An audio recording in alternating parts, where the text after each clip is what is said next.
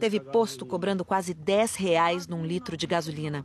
Depois de muita reclamação, o preço voltou ao patamar antigo. Todos nós estamos totalmente indignados aqui por conta do oportunismo dos empresários. E na contramão, hoje em Brasília, teve um posto da Asa Norte que resolveu vender gasolina mais barata por causa da ação do Dia da Liberdade de Impostos. Terminou em congestionamento e filas elétricas.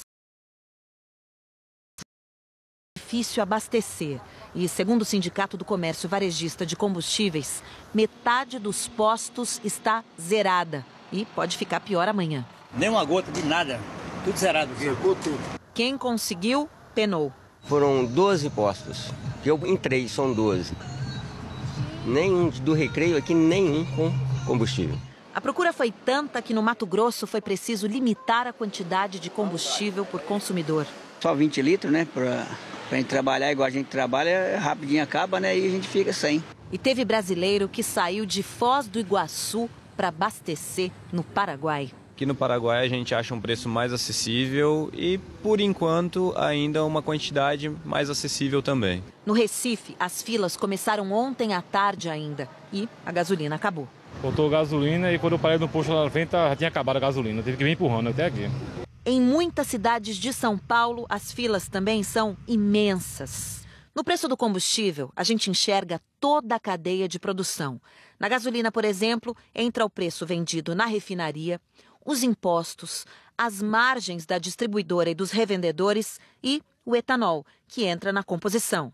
De março para cá, a gente viu a Petrobras anunciar ajustes quase diários nos preços dos combustíveis. Mas, na média dos postos, a gente nota que eles sobem mais depressa do que descem. O presidente do sindicato explica que isso tem a ver com o nível dos estoques. Quando eu estou com estoque, eu tenho que analisar o que eu faço. Se for uma baixa de preço, eu posso usar o meu estoque para poder fazer uma média com o meu consumidor, ou não. Cada posto toma a sua decisão. Quando sobe, cada posto toma a sua decisão também. Ele pode, dependendo do estoque, ficar mais tempo sem subir. Mas é uma decisão pessoal de cada dono de posto. Hoje não dá para dizer de cabeça qual é o preço do combustível no posto.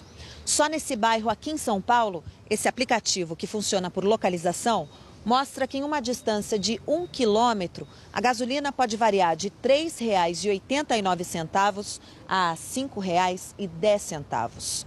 Essa oscilação de preços é comum no mercado financeiro em momentos de incerteza.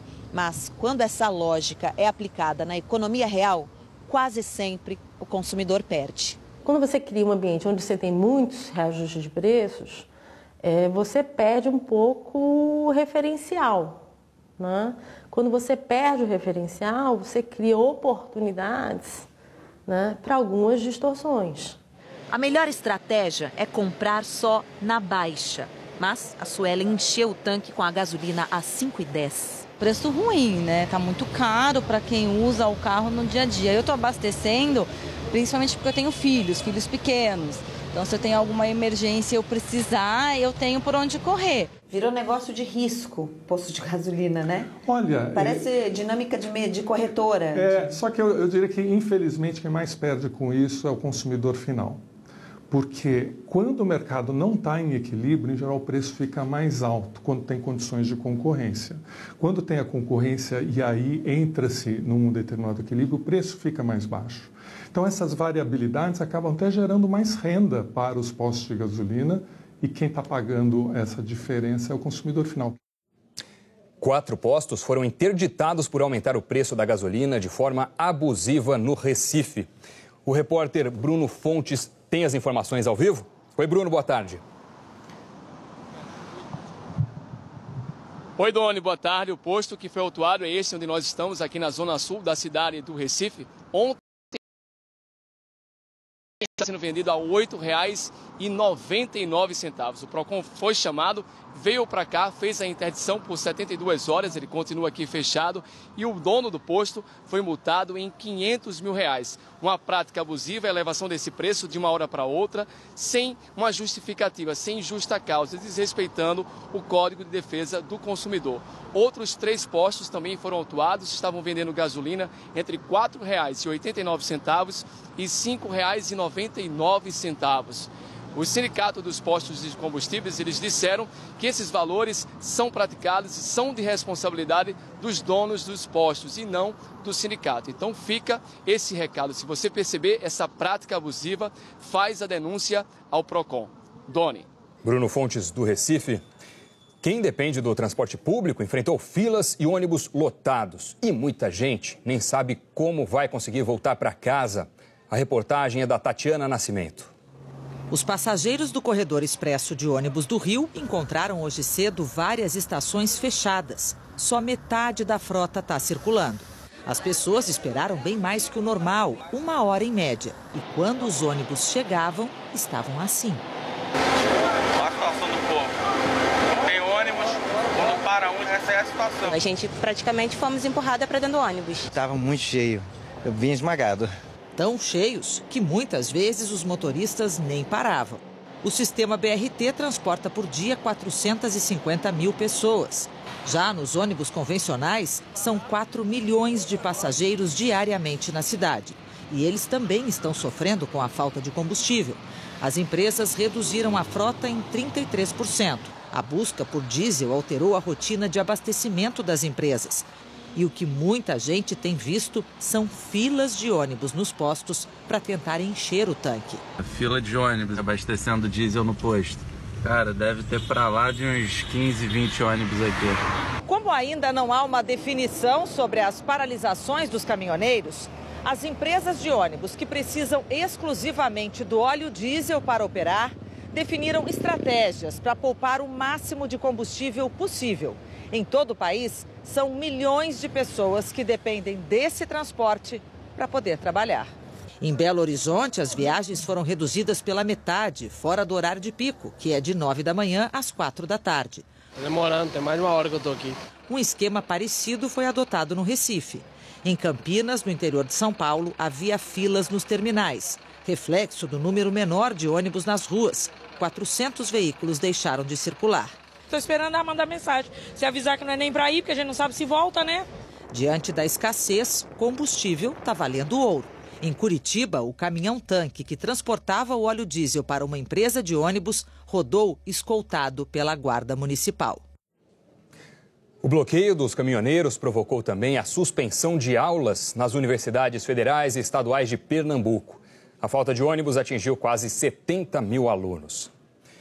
34% das encomendas e 27% das correspondências dos Correios atrasaram por causa da greve dos caminhoneiros.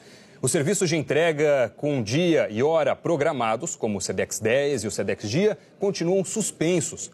A empresa afirmou que está ampliando as remessas aéreas até a situação ser normalizada. E nos aeroportos, a Infraero disse que está monitorando o abastecimento do querosene de aviação. A Mônica Sanches está no Santos Dumont, Rio de Janeiro. Mônica, qual é a situação por aí? Boa tarde.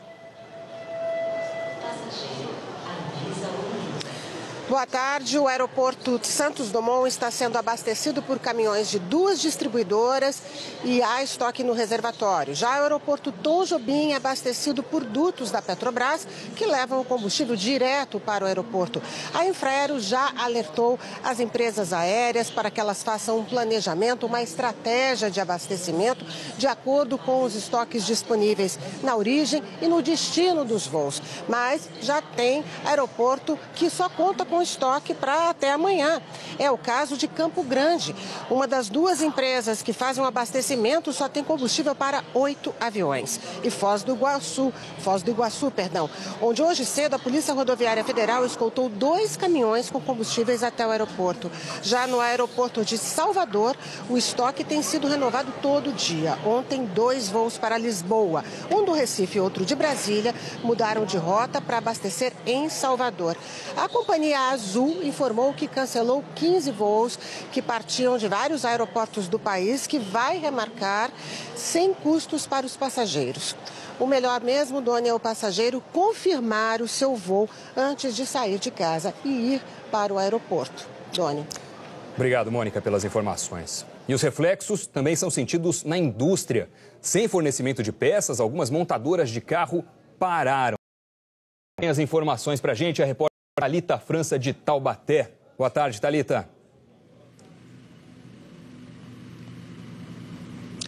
Oi, Doni, boa tarde para você, boa tarde a todos. Aqui em Taubaté, no Vale do Paraíba, as fábricas da Volks e da Ford suspenderam a produção, até porque sem peças elas não conseguem produzir novos veículos, né? Isso afeta cerca de 5 mil trabalhadores que estão parados aqui na cidade, incluindo o pessoal do setor administrativo, viu? Isso também afeta outras grandes montadoras aqui da nossa região, como, por exemplo, a GM em São José dos Campos e a chinesa Chery em Jacareí, que também estão com produção em ritmo lento. Mas não é um reflexo só no estado de São Paulo, não. No Paraná, as fábricas da Volks, da Volvo e também da Renault estão completamente paradas hoje. Doni, é com você. Thalita França, obrigado. A distribuição de alimentos foi afetada em várias capitais. E a falta de produtos fez os preços dispararem. A reportagem é da Renata Capucci. De R$ 75 para R$ 500 foi quanto aumentou o preço do saco de batata na Ceasa do Rio. Da central saem os alimentos que são vendidos aos supermercados e que abastecem as feiras livres de todo o estado do Rio. Por causa da greve dos caminhoneiros, os depósitos estão ficando vazios. Muitas lojas nem abriram. Estamos com menos de 10% do normal. E amanhã devemos estar zerado a Ceasa, porque não está chegando mais nada e o produtor parou de colher. Não quer mais arriscar a ficar preso na estrada e voltar ele jogar fora na lavoura. Na Ceasa de Goiânia, que abastece o mercado da região norte, os caminhões nem estão saindo. Por isso, produtos estão sendo vendidos no mercado interno. Aqui, em vez de aumento, tem queda nos preços por causa da grande oferta.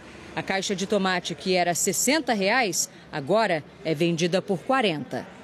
Na central de abastecimento de Belo Horizonte já não tem mais ovos. A quantidade de caminhões para entrega foi reduzida em 80% e os carregadores passam o tempo jogando baralho. Hoje, na CEAGESP de São Paulo, chegaram menos de 300 caminhões. O normal seriam 1.300. Os supermercados sentem os reflexos da greve, principalmente no abastecimento desses itens perecíveis, que precisam de reposição diária, como os hortifruti. E já tem gente fazendo estoque. Eu estou preocupado com o que está acontecendo no país e estou me prevenindo, só isso.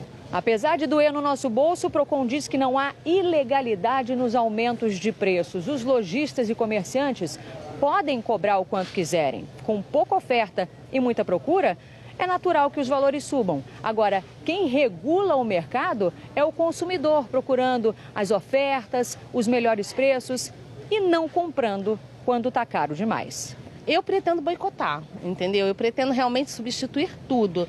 Na feira, as verduras praticamente sumiram. Parece xepa, mas não é. Só tem coentro, tomilho e manjericão. Não tem mais nada. E o que tem subiu e muito. O quilo da batata, que custava R$ 3, passou para 8. Batata não. Vai substituir. Por aipim, né? Melhor. Na região metropolitana de Fortaleza, a batata chega a R$ 10. E os feirantes são unânimes. Não vão ter mais o que vender amanhã se a greve não terminar. Não sei o que eu vou fazer amanhã. Bobear, fica em casa. Bobear, eu vou ficar em casa. A Associação Brasileira de Proteína Animal disse em nota que os caminhoneiros não estão cumprindo a promessa feita ontem por José da Fonseca Lopes, da Associação Brasileira de Caminhoneiros, de liberar a passagem de caminhões com alimentos, carga viva e medicamentos. A associação afirma que muitos animais estão nas estradas sem comida há mais de 50 horas e que a situação nas granjas é gravíssima por causa da falta de ração. Questionado, José da Fonseca Lopes reafirmou que a orientação é de liberar essas cargas. E agora a gente volta ao Globocop para ver a situação nas rodovias de São Paulo. Marcelo Poli.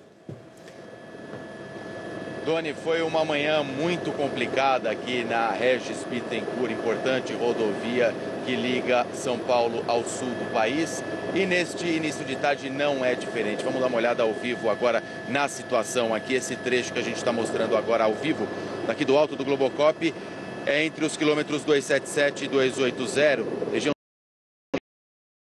metropolitana. É o local mais crítico da Regis, pelo que a gente observa cedo daqui do Globocop, viu? Não anda sentido São Paulo, não anda sentido Curitiba. Isso para caminhões. Muitos caminhões com motor desligado desde o começo dessa quinta-feira, quarto dia É importante lembrar que os veículos de passeio, motos, conseguem sim seguir viagem pela pista da esquerda. Com esses bloqueios, né, claro, como a gente consegue mostrar aqui, as vias de acesso do Rodoanel, principalmente, estão muito comprometidas, Doni. Poli, obrigado pelas informações. Para o fim da cobrança do PIS e da COFINS sobre o diesel, vai custar bem mais do que os 3 bilhões de reais que os deputados estimaram. Veja na reportagem da Joconda Brasil.